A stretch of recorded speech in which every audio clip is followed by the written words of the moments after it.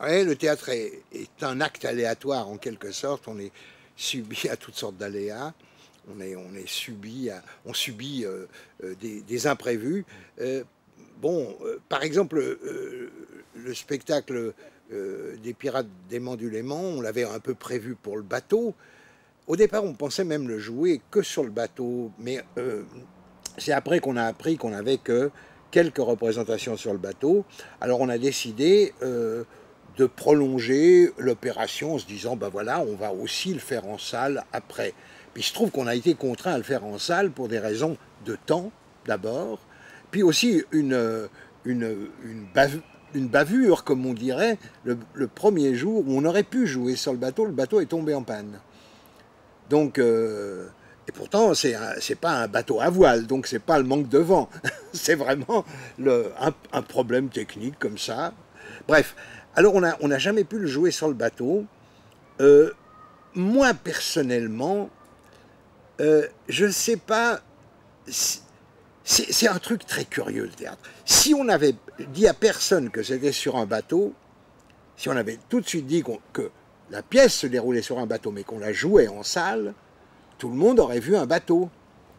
Mais comme, notamment les premières représentations, les gens s'attendaient à être sur le bateau et venaient en salle, ils avaient un peu l'impression que la pièce ne racontait pas le bateau, parce qu'ils n'avaient pas le bateau comme référent matériel. Donc c'est un truc très bizarre que si on annonce les choses avant, et c'est peut-être un réflexe déceptif qui joue et qui fait qu'on ne se plonge pas dans la pièce de la même façon. On le voit, ceux qui sont venus après, plus tard, et qui savaient que c'était de toute façon pas sur un bateau, ces représentations-là, pour eux, ils voyaient le bateau, mais pas ceux du début, qui eux, venaient pour le bateau aussi. Alors ça, c'est un truc vraiment très bizarre. Puis alors, ça pose des problèmes, évidemment. On l'avait un peu conçu dans l'interprétation avec l'idée du bateau. On le jouait donc 4 fois sur le bateau. Et puis après, on avait 2, 3 jours de rattrapage, de répétition en salle. On l'avait répété en salle. Mais ce qui se passe à ce moment-là, c'est que moi j'avais prévu plutôt pour le bateau, dans la première état des répétitions, et puis tout d'un coup, on a tout joué en salle, donc on n'a pas eu le temps de raccorder le passage du bateau aux salles, ce qui fait qu'on est resté sur une interprétation pas complètement théâtrale, mais un peu utilisant le lieu naturel. Donc où on force moins certaines choses, où on donne moins certains codes. C'est une question, ça se joue à 1 millimètre près, mais c'est comme ça. Et ça, c'est assez marrant finalement, parce que ça confirme cette idée que non seulement le théâtre est un art aléatoire et fugitif, il se conserve que sous une forme autre, sous un média autre, comme par exemple celui-là, alors que nous, on sait que c'est périssable, on sait que ça subit des fluctuations.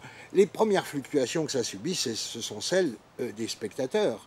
Selon les salles, le spectacle n'est jamais tout à fait pareil au théâtre.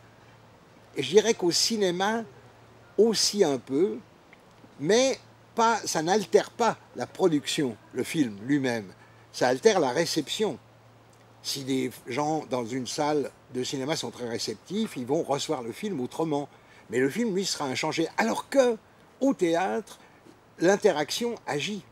C'est-à-dire qu'il y a un retour sur le spectacle. Les comédiens ne jouent plus tout à fait de la même façon avec une salle qui semble... Parce qu'en même temps, c'est faux. Des fois, le public, il est ce qu'il est. Et le comédien dit, ce soir, le public n'est pas bon. Alors le public, c'est peut-être le soir où il est plus enthousiaste. Donc en même temps, c'est une communication dévoyée. C'est une communication qui n'est pas complètement authentique. C'est très drôle. Il faut faire avec. Mais après tout, est-ce que c'est pas finalement le visage, le reflet de nos rapports sociaux, notamment dans le monde, et même de nos rapports individuels?